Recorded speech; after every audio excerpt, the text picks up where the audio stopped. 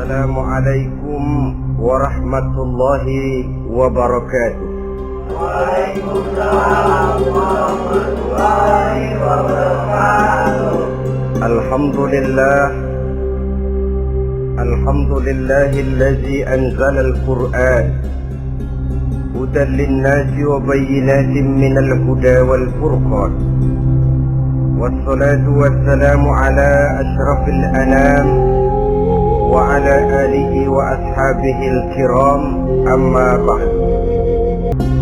Saudara-saudara kaum muslimin rahimakumullah, setiap penganut agama di dunia ini mempunyai sesuatu kitab yang dianggapnya sebagai kitab suci. Orang Hindu punya kitab Weda, orang Buddha punya kitab Tripitaka, Yahudi mempunyai Taurat, Nasrani mempunyai Injil, penganut Konghucu punya kitab Tao Te Ching, orang Majusi punya kitab Zen Avesta, orang Kebatinan punya kitab Serat Centani, Hidayat Jati, Darmo Gandul atau Gatolojo. Sementara kita umat Islam oleh Allah diberikan Al-Quranul Karim. Mengapa kita yakini Quran ini sebagai kitab suci? Pertama, ia bebas dari intervensi dan investasi manusiawi. Ia sepenuhnya, baik isi maupun redaksi, adalah produk dari Allah Subhanahu wa ta'ala. Kita yakini Quran kitab suci karena sampai hari ini belum ada seorang pun yang sanggup membuat seperti itu. Suatu kitab hanya dinamakan suci kalau dia bersih dari investasi dan intervensi manusia. Al-Quran ini sejak turunnya 14 abad yang lalu telah menantang. Wa in kuntum fi raibin mimma nazzalna ala abdina fa'tu bi suratin min misli. Apabila kamu ragu-ragu terhadap kebenaran Quran yang kami turunkan kepada hamba kami Muhammad, atau kamu menyangka Quran itu cuma bikinan Muhammad saja, cobalah kamu buat satu surah saja semacam Al-Quran. Apabila kamu tidak mampu melakukannya seorang diri, wada'u syuhada'akum, ajak seluruh teman-temanmu. Sejak tantangan ini turun 14 abad yang lalu, sampai hari ini tidak seorang pun yang sanggup membuat satu surah saja semacam Al-Quranul Karim. Barangkali belum pernah ada yang coba-coba. Sudah. Di antaranya apa yang dilakukan oleh Musailamah Al-Kadzab. Dia mencoba membuat satu surah semacam Al-Quran yang kalimatnya sudah berbentuk bait-bait syair, tapi isinya jauh panggang daripada api. Yang kedua, kita yakini Quran sebagai kitab suci karena isi dan ajarannya sesuai dengan fitrah manusia. Suatu kitab dinamakan suci kalau ajarannya sejalan dengan fitrah manusia. Misalnya, manusia secara fitrah, kalau dia laki-laki normal nafsu kepada perempuan, itu fitrah. Perempuan suka kepada laki-laki, itu fitrah. Kalau ada kitab suci tapi melarang manusia untuk kawin, kesuciannya perlu diselidiki. Quran kitab suci sejalan dengan fitrah manusia, maka ia menganjurkan manusia yang mampu untuk melangsungkan perkawinan. Contoh lain, secara fitrah manusia perlu makan. Kalau ada kitab suci yang melarang manusia puasa saja siang malam terus menerus, itu kan sama juga nyuruh orang mati. Quran sesuai dengan fitrah manusia, maka dalam Islam puasa wisol, puasa ngableng, apa itu istilahnya, puasa nyambung, Dari pagi sampai sore, sampai malam, sampai pagi lagi puasa terus. Bukan saja tidak boleh, malah haram hukumnya. Kenapa? Itu bertentangan dengan fitrah manusia. Yang ketiga, kita yakini Quran sebagai kitab suci karena isinya tidak kontroversial. Isinya tidak saling bertentangan satu sama lain. Di ayat manapun Quran mengajarkan Allah itu Esa. Satu kali dia berkata haram, dia akan tetap berkata haram. Isinya tidak kontroversial. Sebab kalau ada kitab suci, di satu pihak mengajarkan Tuhan Esa, di lain ayat mengajarkan Tuhan 3, di lain ayat lagi mengajarkan Tuhan 4, kitab kacau namanya. Bagaimana suatu kitab bernama suci kalau isinya kontroversial satu dengan lainnya?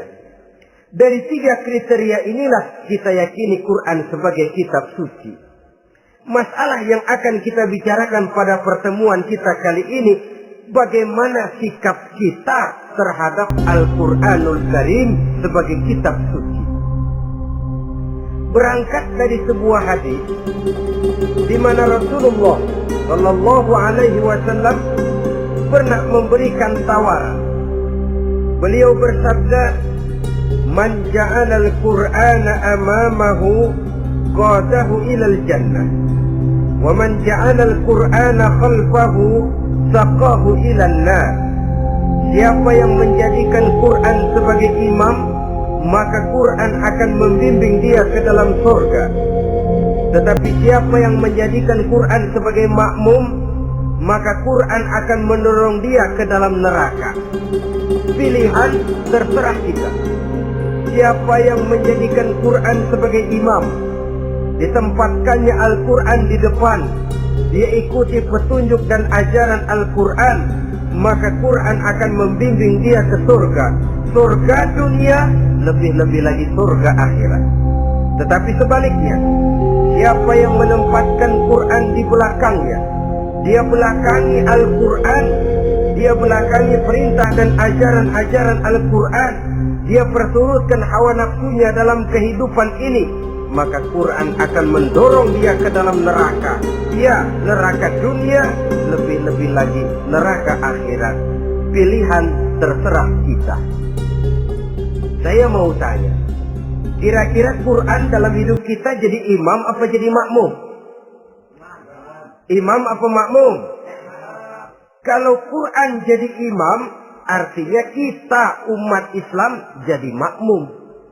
Resiko dan logika tentu. Makmum harus ngikuti imam. Imam takbir, makmum takbir. Imam ruku, makmum ruku. Imam sujud, makmum sujud. Imam tahiyat, makmum tahiyat. Itu namanya Quran jadi imam, kita jadi makmum. Artinya dalam terjemahannya pada kehidupan, kalau merah kata Quran, merah kita kata. Hijau kata Quran, hijau kita bilang. Ke barat kata Quran, ke barat kita pergi. Ke timur kata Quran, ke timur kita berangkat. Halal kata Quran, halal kata kita. Haram kata Quran, haram kita bilang. Itu Quran imam, kita makmum. Nyatanya kadang-kadang kontra. Nyatanya kadang-kadang paradok. Merah kata Quran, hijau dong kata kita. Halal kata Quran, remeng-remeng kata kita. Ke barat kata Quran, ke timur kita pergi. Dalam praktek kita mau jadi makmum, Quran kita suruh jadi imam. Kita sesuaikan Quran dengan selera kita. Mana-mana ayat yang menguntungkan, mana ayat yang sesuai dengan mau kita, itu yang kita baca kuat-kuat. Itu yang kita canangkan ke tengah masyarakat ramai. Tapi manakala Quran itu bertentangan dengan nafsu kita, bertentangan dengan gaya dan kepribadian kita umpetin itu Quran. Kalau kita cuma umpetin lumayan, kadang-kadang kita tuduh Quran ketinggalan zaman. Kita anggap Quran tidak relevan lagi dengan situasi dan kondisi. Kalau sudah begitu, sudah menyeberang terlalu jauh namanya. Saudara-saudara kaum muslimin rahimakumullah. Inilah makna hadis Nabi yang diriwayatkan dari Imam Ali bin Abi Thalib, bersabda Rasul, "Man qara'al Qur'ana fastazharahu wa ahalla halalahu wa harrama haramahu adkhalahul jannah." Barang siapa yang membaca Al-Quran lalu memperhatikannya, kemudian menghalalkan yang halal dan mengharamkan yang haram, maka Allah akan memasukkan orang itu ke dalam surga, ya surga dunia, ya surga akhirat. Apabila kita renungi hadis ini, maka untuk beriman kepada Al-Quran ada 3 jalan utama yang harus kita laksanakan. Pertama, dari kalimat man qara'al Qur'an, barang siapa yang membaca Al-Quran. Ini artinya siapa yang ingin menjadikan Quran sebagai imam di dalam kehidupan, jalan pertama yang harus ditempuhnya menanamkan kegemaran membaca Al-Quranul Karim. Al-Quran gharibun bima baina qaumin la yaqra'una. Quran akan jadi asing, Quran akan jadi aneh kalau terletak di tengah rumah orang Islam yang tidak suka membaca Al-Quranul Karim. Jadi langkah pertama, tanamkan kegemaran membaca Al-Quran. Saya tidak menyalahkan kalau remaja kita gandrung kepada Stevie Wonder. Baik kalau mereka senang kepada suara emasnya Michael Jackson atau suaranya Madonna. Tapi kalau sampai harus mengalahkan kecintaan mereka kepada membaca Al-Quran, ini ironi. Sebagai orang tua, kalau anak-anak kita buta huruf Latin, katanya menghambat pembangunan. Bahkan pemerintah saja menggalakkan bebas 3B itu. Buta aksara diantaranya, supaya rakyat bisa membaca huruf Latin. Kalau anak-anak kita buta huruf Latin, katanya menghambat pembangunan. Bagaimana kalau anak-anak kita buta huruf Quran? Jelas saja menghambat proses kesadaran dan kebangkitan dari dunia Islam itu sendiri. Satu contoh ringan. Dulu sebelum pembangunan merata, listrik belum lagi masuk desa, kampung gelap, rumah pakai lampu minyak. Kalau kita masuk kampung, terasa banyak orang Islam. Kenapa? Di rumah sebelah sana kita dengar anak muda sedang latihan baca rawi, sebelah sini ibu-ibu sedang selawatan, di rumah sana remaja sedang baca Quran. Pembangunan maju, listrik masuk desa, alhamdulillah. Tapi apa yang kemudian terjadi? Proses pergeseran nilai. Setelah listrik masuk desa, radio main kenceng-kencengan, televisi main gede-gedean, baca Quran sudah barang aneh, langka. Tengoklah sekarang kalau kita masuk kampung, ada yang remaja sedang baca Quran, rasanya kok aneh, nggak umum. Sesuatu yang baik malah menjadi nilai-nilai keanehan. Saudara-saudara kaum muslimin rahimakumullah, tanamkan kegemaran membaca. Dalam satu hadis Nabi pesan, nawiru buyutakum bitilawatil Quran, sinari rumah tanggamu dengan bacaan Quran. Sebab listrik ini cuma bisa menerangi gelap, tapi tidak akan sanggup menerangi hati manusia. Quran produk Allah, dibaca dalam segala keadaan, tepat dan pantas. Lihat saja, orang sedih baca Quran, terhibur. Orang gembira baca Quran, tidak lupa diri. Di rumah mewah ada yang baca Quran, bagus. Di kubu kreot di pinggir kali ada yang baca Quran, cocok. Orang kawin dibacakan Quran, bagus. Orang mati dibacakan Quran, tidak jelek. Dalam segala keadaan, in all season, bahasa kerennya, dia pantas dibaca. Saudara-saudara, bahkan orang sakit gigi pun kalau dengar baca Quran tidak marah. Coba lihat. Dia senang benar lagu Michael Jackson, tapi giliran sakit gigi, coba setelin lagu Michael Jackson kalau nggak mencah-mencah. Kamu gila apa nggak tahu saya lagi sakit gigi? Tapi coba bacakan Quran, dia pasti tidak marah. Begitu besar daya pengaruhnya. Bahkan Abu Jahal sama Abu Lahab pernah rapat. Kata Abu Jahal sama Abu Lahab, Mas Lahab, gini loh Mas. Kenapa? Ini saya pikir-pikir salah satu yang menyebabkan kenapa saudara kita banyak ikut ajaran Muhammad. Mereka kalau sudah dengar bacaan Quran terpesona. Jadi kita blokir saja. Caranya gimana? Kasih pengumuman kepada Quraisy, jangan sekali-kali mau dengerin Muhammad baca Quran. Kamu juga jangan. Dan saya pun begitu. Mari kita janji, tidak mau dengar bacaan Quran. Salaman, pulang ke rumah masing-masing. Dapat 1 hari, tahan 2 hari, bertahan 3 hari, seminggu ke atas. Abu Jahal mulai ada semacam rindu, kangen, pengen dengar ayat Quran. Karena secara pribadi dia mengakui keindahan gaya bahasanya jauh lebih tinggi dari kemampuan penyair Quraisy. Isi ajarannya sangat dalam dan menyentuh segi-segi kehidupan manusia. Gak tahan Abu Jahal, kayak dikit-dikit hatinya. Keluar rumah mindik-mindik, ngumpet-ngumpet, ngempet di rumah Nabi, pengen dengar Nabi baca Quran. Rupanya Abu Lahab sama. Pikir Abu Jahal, Abu Lahab gak bakalan keluar. Abu Lahab berpikir, Jahal pasti di rumah. Dua-duanya bareng berangkat ke rumah Nabi. Cuma yang satu dari sebelah barat, yang satu dari sebelah timur. Ngempet, ketemu di sudut, sama-sama kaget. Ya kan? Nah, kamu Lahab, iya. Kamu ngapain? Lah kamu ngapain?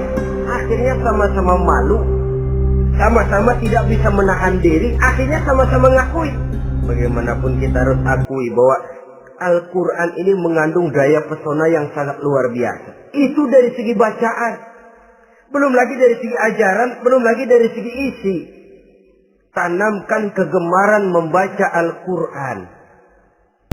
Sampai-sampai Nabi katakan, Innal ladzi laisa fi jawfihi syai'un minal Qur'an kal baitil kharib. Orang yang dari tenggorokannya belum pernah keluar ayat Quran barang sepotong pun, belum pernah ngaji barang seayat pun, itu orang kata Nabi kal baitil kharib, kayak rumah kosong.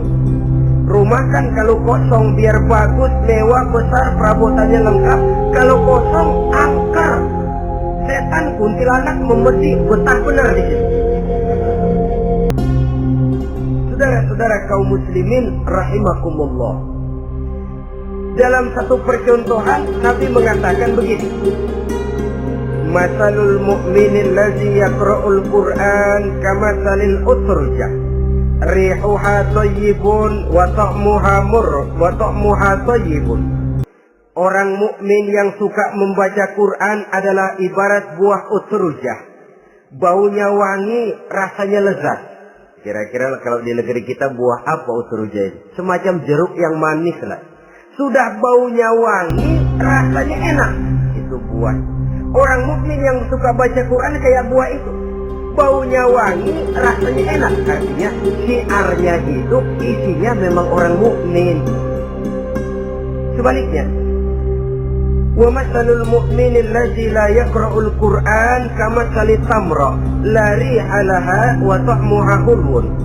Orang mukmin yang tidak suka baca Quran kayak korma. Rasanya emang manis, cuman kagak ada baunya. Artinya apa? Siarnya kurang. Kalau orang belum tapi kenal kan kagak mau makan kurma. Kenapa? Nggak ada baunya. Daya tariknya kurang, walaupun rasanya enak. Kalau daya tariknya nggak ada, kan nggak ada iklannya, tidak ada siarnya. Itu orang mukmin yang tidak suka membaca Quran. Ibarat buah, nggak ada baunya, walaupun rasanya enak. Orang kurang tergerak, kurang siar, kurang daya tarik. Sebaliknya, wa masalul munafiq allazi yaqra'ul Qur'an kamatsalir raihanah rihuha thayyibun wa ta'muha murr. Orang munafik yang suka baca Quran seperti buah raihanah. Apa itu? Baunya wangi, rasanya pahit. Orang munafik baca Quran kayak buah itu. Baunya sih enak, cuman rasanya pahit. Yang munafik baca Quran. Syiarnya sih lumayan, daya tariknya hebat, isinya munafik. Nah, paling jelek orang munafik yang gak suka baca Quran. Wa masalul munafiqil ladzi la yaqra'ul Qur'an kamatsalil hanzalah laisa laha rihun wa ta'muha murrun. Orang munafik yang tidak suka baca Quran seperti buah hanzalah, sudah enggak ada baunya, rasanya pahit lagi. Kalau buah pacek kali. Udah baunya kagak ada, kalau dimakan bikin orang celeng. Saudara-saudara kaum muslimin rahimakumullah, tanamkan kegemaran membaca Al-Qur'an, karena membaca Al-Qur'an merupakan ibadah yang besar. Bahkan kata Nabi, afdalu ibadati abdi qiraatul Qur'an. Nilai ibadah yang paling baik dari hambaku adalah ibadah membaca Al-Qur'an.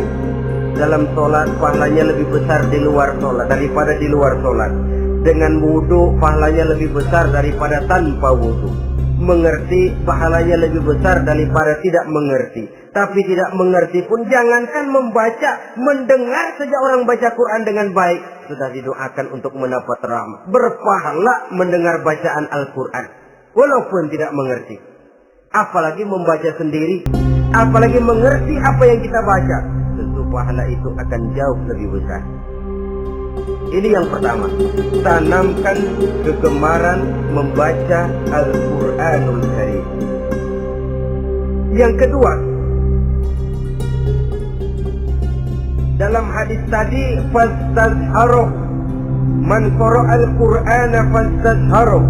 Siapa yang membaca Al-Quran kemudian memperhatikannya.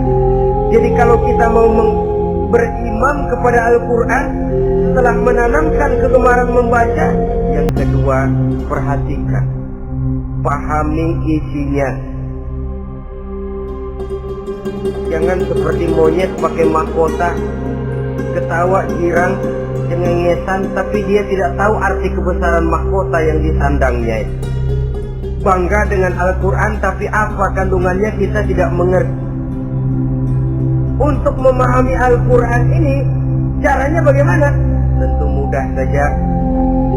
Seperti contoh, kalau kita ingin mengerti caranya bikin tahu, jangan bertanya kepada montir mobil.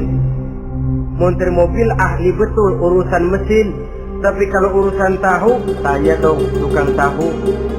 Untuk mengerti rahasia dan seluk-beluk Al-Quran, kita harus bertanya kepada orang yang memahami seluk-beluk Al-Quran, para ulama, para kiai, para ustadz, yang kita tahu kualitas keilmuannya, kita yakini loyalitas dan integritasnya kepada Islam ini. Kenapa? Ayat-ayat Quran itu elastis. Dia dibawa kemana saja mau. Ditafsirkan menurut kemauan orang bisa. Paling celaka kalau yang belajar tidak punya dasar, yang mengajar punya maksud lain, sesat dan menyesatkan. Yang ngajar punya nafsu ambisi, yang belajar tikus budek, yang memang tidak punya dasar apa-apa. Sekali belajar langsung tafsir. Cara wudhu yang baik saja belum ngerti, cara rukuk dan sujud yang baik saja belum bisa, yang membatalkan sholat apa ndak bisa, ndak ngerti. Sekali langsung, supaya kita langsung saja belajar langsung Al-Quranul Karim. Tidak jelek, cuma akan lebih baik kalau sebelumnya ada unsur penunjang dari nilai-nilai keilmuan dalam Islam ini. Disinilah perlunya menghidupkan majelis-majelis taklim. Sebab kalau Al-Quran hanya dipahami dan dikutak-kutik menurut maunya rasio saja, kekuatan rasio terbatas. Saya akan khawatir nantinya akan timbul pendapat-pendapat di mana Al-Quran disesuaikan dengan otak. Bukan otak ngikuti Quran, tapi Quran disuruh ngikuti otak. Contoh yang dekat saja, kalau saudara ngukur kayu pakai meteran, itu kira-kira meteran ikut kayu, apa kayu ikut meteran? Ayo, kira-kira kayu ikut meteran, apa meteran ikut kayu? Meteran ikut kayu. Bagus. Kalau meteran ikut kayu, artinya nggak ada meteran benar di dunia ini. Kayunya kependekan, meterannya dipotong. Kan begitu loh, meteran ikut kayu namanya. Bukan meteran ikut kayu, tapi kayu yang harus ikut meteran. Otak harus ikut wahyu. Jangan wahyu disuruh ikut otak. Manusia ikut Quran, jangan Quran disuruh ikut manusia.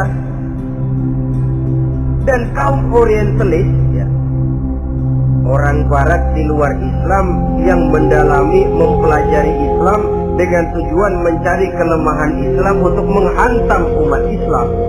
Itu sengaja mencari ayat-ayat yang mereka kumpulkan untuk menghantam umat Islam, supaya mereka meragukan Qurannya untuk kemudian pada suatu saat meninggalkan Quran sama sekali.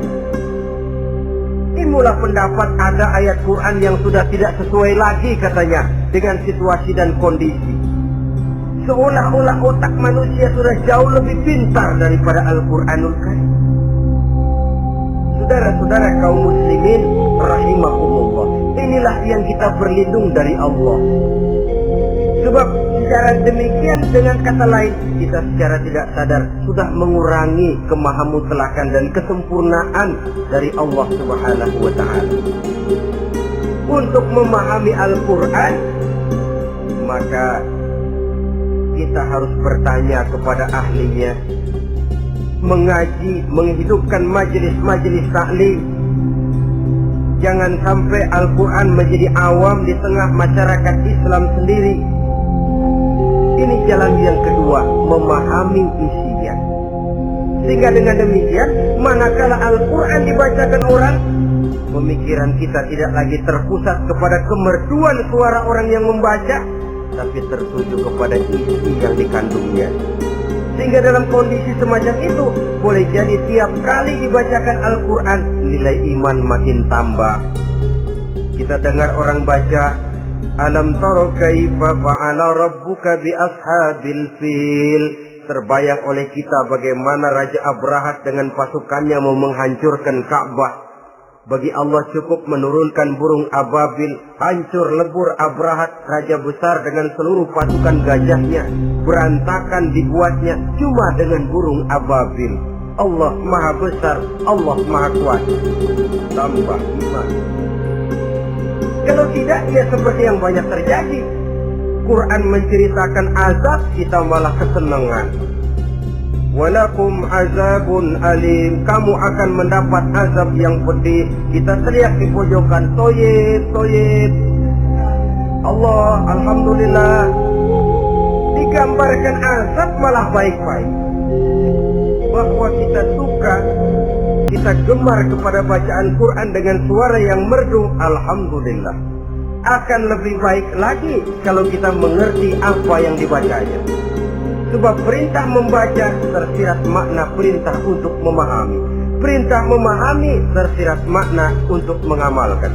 Dengan kata lain, kita hanya bisa mengamalkan Quran dengan baik kalau kita mengerti isinya. Kita hanya bisa mengerti isinya kalau kita rajin membacanya. Baik membaca yang tersirat, baik membaca yang tersurat dengan petunjuk para alim ulama, para kiai, dan orang-orang yang ahli di bidang itu. Saudara-saudara kaum muslimin rahimakumullah, inilah jalan kedua. Upayakan memahami isinya.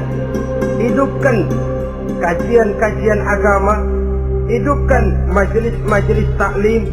Jangan sampai Al-Quran asing di hati kita sendiri.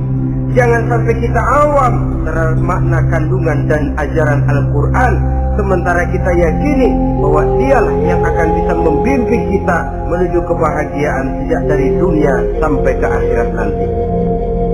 Jalan ketiga untuk berimam kepada Al-Quran, setelah menanamkan kegemaran membaca lalu berupaya memahami isinya, yang ketiga adalah mengamalkannya dalam kehidupan sesuai dengan kemampuan yang kita miliki.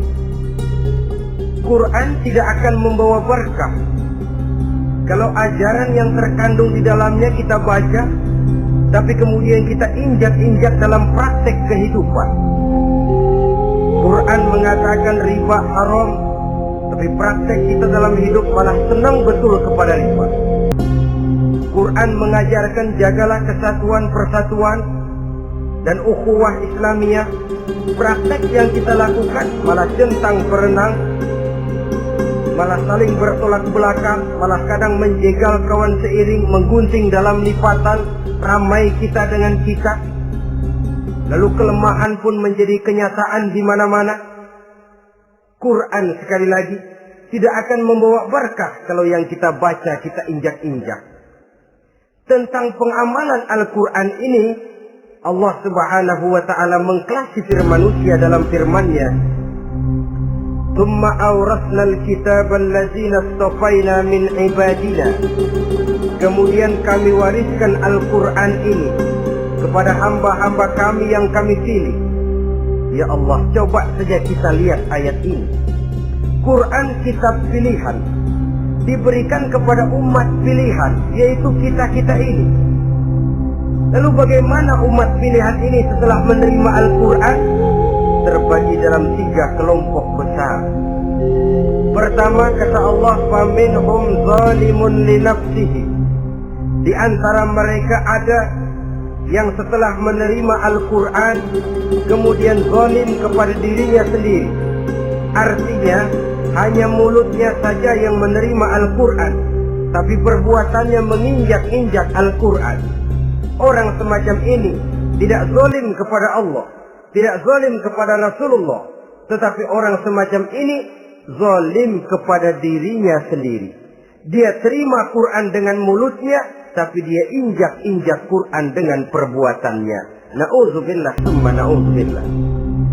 Kelompok yang kedua, faminhum muqtasid. Di antara mereka ada yang setelah menerima Al-Quran lalu muqtasid. Muqtasid ini 50-50, ngambil jalan tengah. Ajaran Quran dipakai, ajaran setan dikerjain. Artinya juga perintah Quran oke, larangan Quran ho-ho. Saudara-saudara, malaikat bingung bagaimana monternya nih anak ini. Perintah Quran dikerjain, larangan Quran juga dikerjain. Ini muqtasid. Nah, yang ideal adalah golongan yang ketiga, kata Allah, wa minhum sabiqun bil khairati biiznillah. Di antara mereka ada lagi yang setelah menerima Al-Quran lalu berlomba-lomba melaksanakannya, berlomba-lomba mengamalkan kebaikan, dan itu hanya bisa terjadi biiznillah, dengan izin dari Allah. Hidayah, saudara-saudara. Berapa banyak orang yang mengerti Quran tapi hidupnya jauh dari cahaya Quran. Berapa banyak orang yang ahli Quran tapi cahaya Quran tidak menerangi kehidupannya. Berapa banyak orang yang ahli hukum tapi bikin bingung masyarakat dengan fatwanya. Saudara-saudara kaum muslimin, kenapa bisa terjadi? Itu tidak ada hidayah, tidak biiznillah, tidak ada izin dari Allah. Maka bisa membaca Quran, alhamdulillah. Bisa memahaminya, kita bersyukur kehadirat Allah. Lebih penting dari itu, kita mohon hidayah agar bisa mengamalkannya sesuai dengan kemampuan kita. Saudara-saudara kaum muslimin rahimakumullah, mana yang lebih banyak di zaman kita sekarang ini? Kita bisa analisa. Ada yang menerima Quran hanya dengan mulutnya saja. Kalau ditanya, Tuhanmu siapa? Allah. Kiblatmu mana? Ka'bah. Saudaramu siapa? Umat Islam. Kitab sucimu apa? Quran. Kamu bisa baca? Enggak. Ya, kalau cuma enggak bisa baca, barangkali kadang-kadang Quran saja pun tidak punya. Ini yang ironi, ini yang menyedihkan. Saudara-saudara kaum muslimin rahimakumullah, tanpa melaksanakan konsepsi Al-Quran di dalam kehidupan, maka kesenangan kita membacanya, pengertian kita tentang Al-Quran barangkali tidak akan bisa berbuat terlalu banyak di dalam kehidupan. Maka sekarang ini sudah ada terjemahan Quran dalam bahasa Indonesia, dalam bahasa daerah, dalam bahasa Inggris, Belanda, bahkan Jerman, yang masih harus terus dan selalu ditingkatkan terjemahan Quran di dalam kehidupan. Dengan kata lain, kita umat Islam menunggal dengan Quran kita. Jangan cuma jadi kebanggaan Islam tinggi, tidak ada yang lebih tinggi dari Islam. Quran kitab suci, tidak ada yang bisa menandinginya. Qurannya, tapi umatnya, kadang-kadang kita ini jauh panggang daripada api. Kita bersyukur musabaqah tilawatil Quran dihidupkan dengan biaya bermiliar rupiah, sejak dari tingkat kelurahan, kecamatan, wali kota, provinsi sampai kepada tingkat nasional, untuk menanamkan kegemaran membaca Quran. Setelah itu hendaknya diadakan peningkatan dengan upaya memahaminya, sehingga pada suatu saat boleh kita adakan musabaqah pengamalan Quran. Hadiahnya bisa langsung dari Allah sendiri. Ini yang kita perlu berlomba mengamalkan ajaran Quran.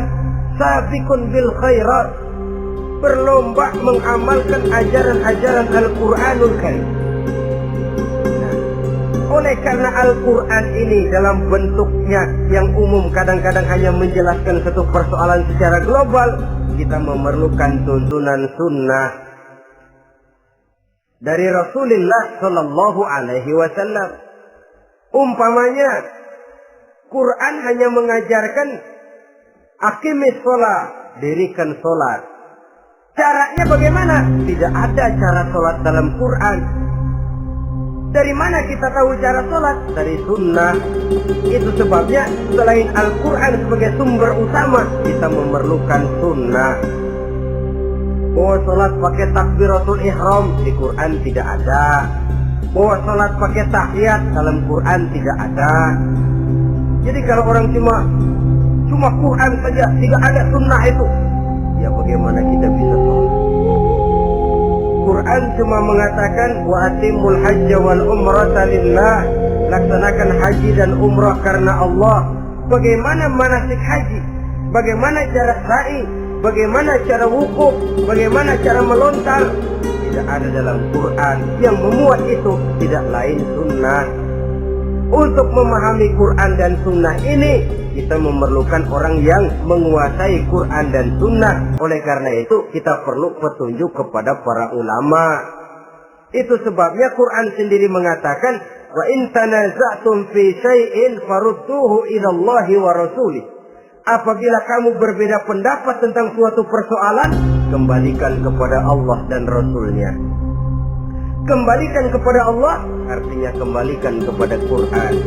Kembalikan kepada Rasul maksudnya kembalikan kepada sunnah. Siapa yang mengerti Quran dan sunnah? Para ulama yang kualitas ilmunya kita yakini, loyalitas dan kredibilitas serta integritas keislamannya bisa menjadi panutan. Saudara-saudara kaum muslimin rahimakumullah. Dengan demikian, kalau orang berkata langsung saja memahami Quran, sekarang kan sudah banyak terjemahannya, tidak usah lewat ulama-ulamaan. Saya tidak mencela, cuma agak mengkhawatirkan kalau dia memahami Quran cuma sekedar lewat terjemahannya saja, sangat mungkin jadi dia bisa salah paham. Kita memerlukan bantuan sunnah, kita memerlukan petunjuk para ulama yang menguasai di bidang itu. Kembalikan kepada Quran dan sunnah artinya bertanya kepada orang yang memahami Quran dan sunnah. Loh, dengan begitu kan akan terjadi perbedaan pendapat. Perbedaan pendapat sesuatu yang halal sepanjang tidak menyebabkan kita berpecah belah. Halal berbeda pendapat, asal diletakkan pada proporsinya. Apalagi kalau perbedaan pendapat itu cuma masalah teknis, bukan masalah prinsip. Kenapa tidak pulang saja kepada tuntunan Quran? Lana a'maluna walakum a'malukum. Kami akan mengamalkan amalan yang kami yakini benarnya. Saudara persilahkan mengamalkan amalan yang saudara yakini benarnya. Sama-sama punya alasan, sama-sama punya dalil. Tidak usah saling menyalahkan. Tidak usah saling mengklaim, merasa yang paling benar, orang lain salah semua. Kemukakan argumen, jangan sentimen. Harus dengan semangat mencari kebenaran, bukan untuk mencapai kemenangan. Kalau sentimen lebih penting dari argumen, kalau kemenangan lebih diutamakan dari mencari kebenaran, yang berlaku kadang-kadang gengsi. Kalau sudah gengsi, yang bicara emosi. Kalau sudah emosi, istilah kita di kampung, ngambek. Gedean ilmunya sama ambeknya. Kadang-kadang, saya kalau nggak jadi imam nggak mau sembahyang di situ. Kalau nggak jadi imam, orang lain dianggapnya kagak sah sembahyangnya. Pokoknya kalau nggak ngaji sama saya, Islamnya kurang benar.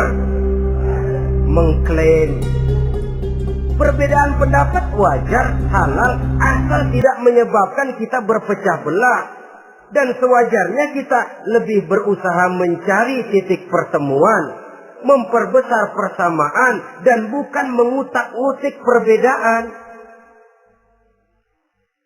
Kadang-kadang inilah penyakit kita nih. Satu kunut, satu tidak sembahyang subuhnya. Bisa RT. Satu usoli, satu tidak. Bisa RW. Satu azan sekali Jumatan, satu dua kali bikin masjid lagi. Kenapa bukan persamaannya yang dicari? Kenapa justru perbedaannya yang diperbesar? Yang masalah macam ini sampai kiamat tidak pernah selesai. Kan lebih baik kalau kita ditanya orang, Pak, sholat subuh itu pakai kunut apa tidak sih? Kalau saya pakai. Kalau yang tidak pakai kunut bagaimana Pak? Betul, kata yang tidak pakai. Jadi yang pakai kunut betul, betul karena saya pakai kunut. Yang tidak juga betul, betul kata yang tidak pakai. Kalau yang kunut betul, yang tidak kunut betul, lalu yang salah yang mana Pak? Yang salah yang subuh nggak sembahyang. Lebih objektif, proyek garapannya ada, umat tidak berpecah belah. Tiang konyol kadang-kadang khutbah Jumat pakai membongkar khilafiyah, menghantam tahlil, menghantam kunut. Selesai sembahyang Jumat, apa yang terjadi? Umat resah, masyarakat gelisah, polemik timbul, masalah tidak terselesaikan. Orang jadi khotib itu raja dalam mimbar Jumat, siapa yang mau bantah? Iya. Kalau memang mau buka itu persoalan khilafiyah, buka dalam forum khusus. Adakan pengajian, jelaskan masalahnya secara luas, mendasar. Jangan mengklaim dan memponis. Berikan kebebasan kepada umat untuk menilai masalahnya selesai. Yang tidak puas bisa bertanya. Saudara-saudara, sudah lewat masanya kita meributkan soal itu. Sudah datang waktunya di mana kita lebih mementingkan dan membicarakan masalah-masalah yang lebih mendesak dihadapi oleh umat. Kemiskinan misalnya, kebodohan misalnya, keterbelakangan umpamanya, peluang untuk mendapatkan pendidikan yang layak bagi anak-anak kita yang berotak cerdas tapi tidak punya kemampuan ekonomi umpamanya. Itu akan lebih objektif ketimbang kita membicarakan masalah-masalah yang sampai kiamat tidak akan pernah selesai, yang hanya akan menyebabkan kita menjadi lemah, persatuan koyak, solidaritas sosial lalu menurun, saling curiga menjadi tumbuh karenanya, dan pada akhirnya kita tidak akan pernah bisa berbuat banyak. Untung kalau tidak menjadi tertawaan bagi orang yang berdiri di luar pagar. Saudara-saudara kaum muslimin rahimakumullah. Sekali lagi, Al-Quran tidak akan membawa berkah kalau yang kita baca kita injak-injak. Oleh karenanya, untuk berimam kepada Quran ini, sekali lagi pertama, tanamkan kegemaran membaca. Yang kedua, upayakan memahami isinya melalui bimbingan orang yang ahli bidang itu. Yang ketiga, amalkan sesuai dengan kemampuan. Sebab itu ada prinsip, kalau isi suatu hadis nampaknya bertentangan dengan otak, kesohihan hadis itu boleh diperiksa. Tapi kalau ayat Quran nampaknya bertentangan dengan otak, otaknya yang harus diperiksa. Jangan Qurannya lalu disesuaikan dengan otak. So, kalau kita sudah berani berteori, ada ayat Quran yang tidak sesuai dengan keadaan. Ayat yang mana? Yang ini. Tahun depan tambah lagi. Tahun depan tambah lagi. Makin lama makin habis Al-Quran. Yang perlu diperbarui cara kita memahami Quran. Bukan dengan mengemukakan teori ayat Quran kehilangan relevansi. Cara kita memahami barangkali yang kurang relevan. Dalam konteksnya dengan situasi dan kondisi. Jangan lupa, Al-Quran ini kan untuk semua umur.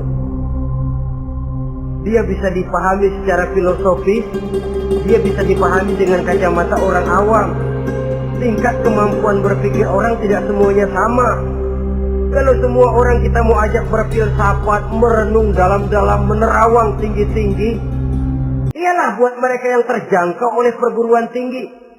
Tapi buat saudara-saudara kita, pedagang-pedagang kecil, petani di desa-desa terpencil, remaja-remaja yang jauh dari sentuhan teknologi canggih, sanggupkah mereka berpikir filosofi? Sementara mereka merupakan bagian terbesar dari kondisi umat ini. Saudara-saudara kaum muslimin, oleh karenanya ditentang membaca, memahami dan mengamalkan. Rasulullah Sallallahu Alaihi Wasallam pernah memberikan sugesti. Beliau bersabda, "In aradtum aisas su'ada," apabila kamu menginginkan kehidupan yang bahagia, hidup seperti hidupnya orang-orang yang bahagia, dan tentu ini keinginan kita semua. Wa mautas syuhada, dan menginginkan mati sebagai matinya para syuhada, para pahlawan pembela agama, orang yang mati syahid. Wah, ini sudah tidak duanya ini. Hidup mulia, mati syahid, dapat dua-duanya. Wan najata yaumal hasri, dan ingin mendapat keselamatan pada hari hasyar, hari pengumpulan manusia di padang mahsyar. Wa zilla yaumal harri, dan mendapat perlindungan dari Allah pada hari yang sangat panas. Wal huda minadh dhalalah, dan mendapat petunjuk dari kesesatan. Ini keinginan semua orang. Kan yang kita cari apa sih? Hidup bahagia. Biar tidak kaya asal bahagia, sudah enak. Lalu apa lagi? Matinya sebagai syahid. Kemudian di hari pengumpulan nanti mendapat keselamatan. Lalu pada saat orang lain kepanasan, kita mendapat perlindungan. Kemudian orang lain kebingungan, kita mendapat petunjuk. Kalau ini yang diinginkan, kata Nabi, resepnya fa'adimu qira'atal Qur'an, maka lazimkan, biasakan olehmu membaca Quran. Tidak ada terlambat. Idealnya memang dari kecil, sebab lidah kalau sudah kaku berat. Disuruh baca innallaha laghaniyun hamid, lidahnya berat. Innallaha lampuniyun hamid, lampuniyun, laghaniyun jadi lampuniyun. Lidah itu kalau sudah berat ya memang berat. Disuruh baca ya bani Israel, lidahnya berat. Ya bini Israel, jadi ya bini Israel. Saudara-saudara, idealnya memang dibiasakan dari kecil supaya lidah itu ringan. Kalau tidak ada istilah terlambat. Saya malu pak, belajar alif-alifan udah gede. Ya jangan alif-alifan, alif beneran. Alif-alifan kapan bisa ya? Alif beneran yang dipelajari. Tidak ada istilah terlambat, tidak ada istilah malu untuk belajar Al-Quran ini. Saudara-saudara kaum muslimin rahimakumullah, ini sugesti untuk menanamkan kegemaran membaca. Lalu sugesti untuk memahaminya, tentu banyak ayat, banyak hadis. Mengapa tidak diantara kamu sekelompok orang yang berangkat untuk memperdalam, memahami agama? Falaula nafara min kulli firqatin minhum ta'ifatun liyatafaqahu fid din.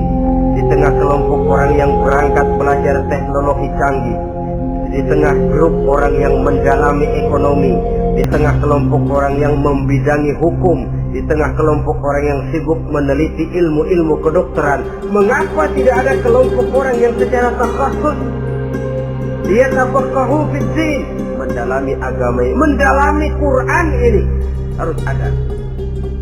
Lalu sugesti untuk mengamalkan Al-Quran kelihatan dari peringatan Allah yang kita bisa temukan pada surah Toha ayat 124 sampai dengan 127. Wa man a'rada an zikri, barang siapa yang berpaling dari peringatanku, kata Allah, barang siapa yang berpaling dari Al-Quran ini, dia terima Al-Quran, dia imani Quran, tapi dia berpaling dari ajarannya, dia injak-injak apa yang seharusnya dia amalkan, dia perturutkan hawa nafsunya, maka kata Allah, fa inna lahu ma'isyatan dhanka, dia akan diberikan satu penghidupan yang sempit.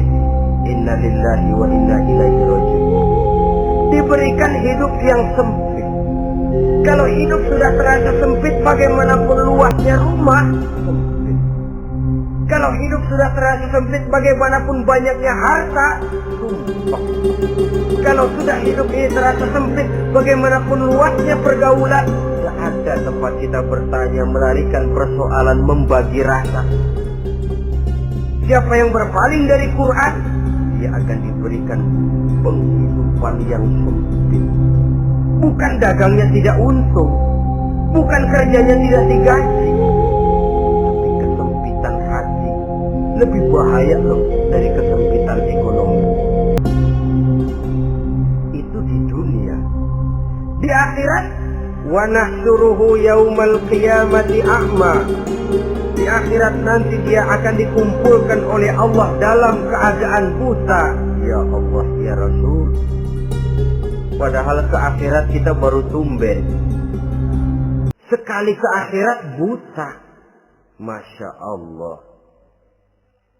Di tempat kita lahir saja, kalau tadinya kita melihat, tahu-tahu menjadi buta, kita bingung.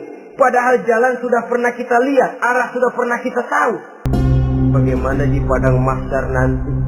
Kemana jalan yang akan ditempuh? Kepada siapa kita hendak bertanya?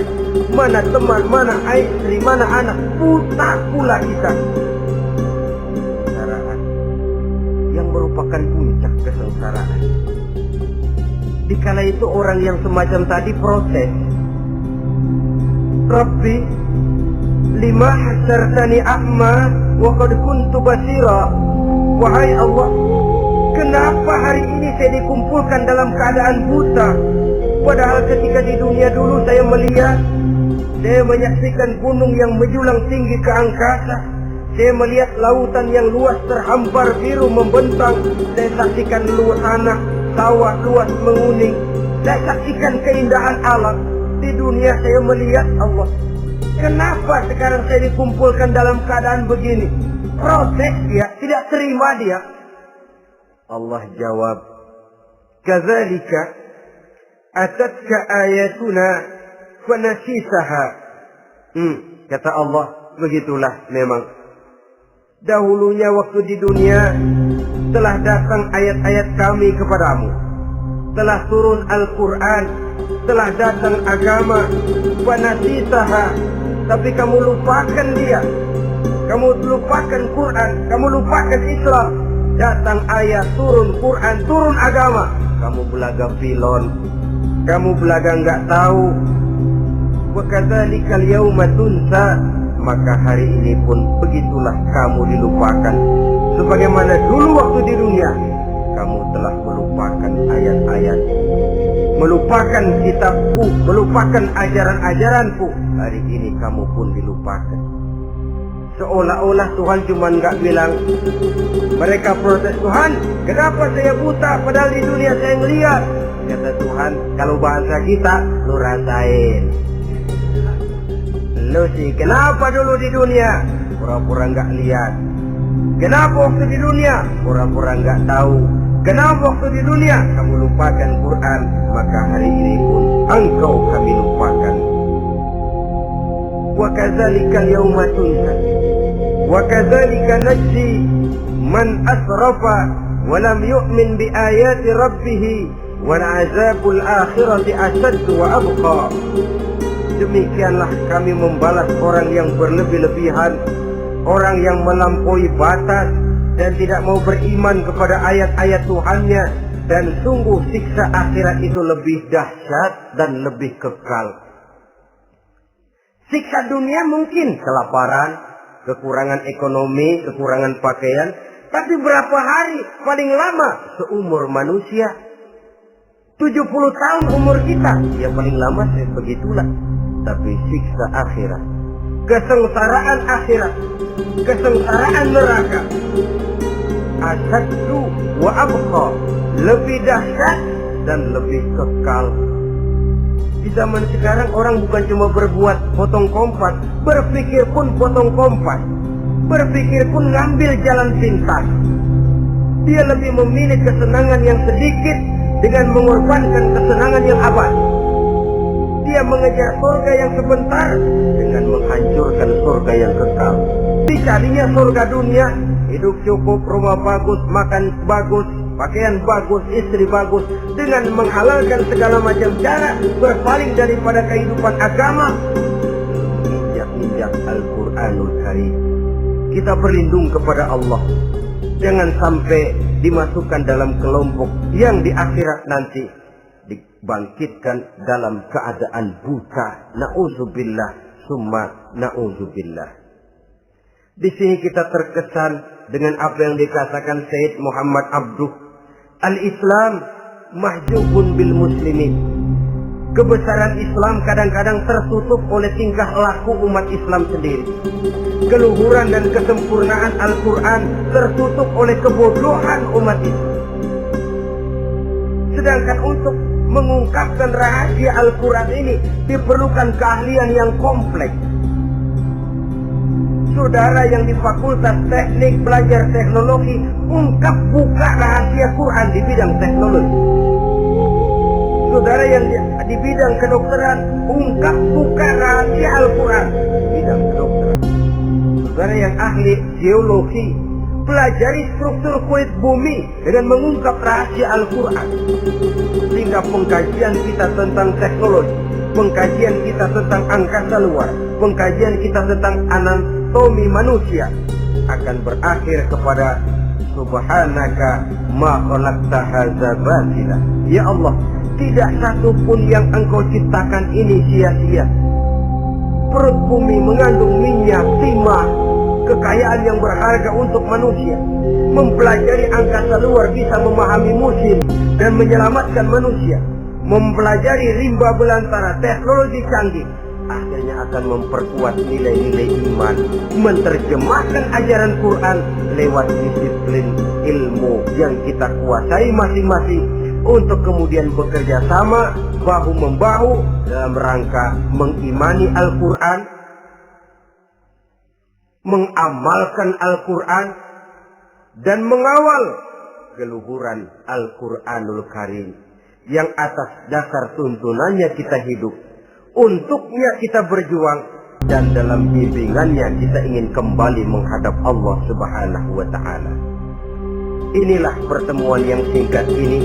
Mudah-mudahan kita diberikan kekuatan oleh Allah untuk berimam kepada Al-Quran, menjadikannya sebagai pedoman utama di dalam kehidupan kita.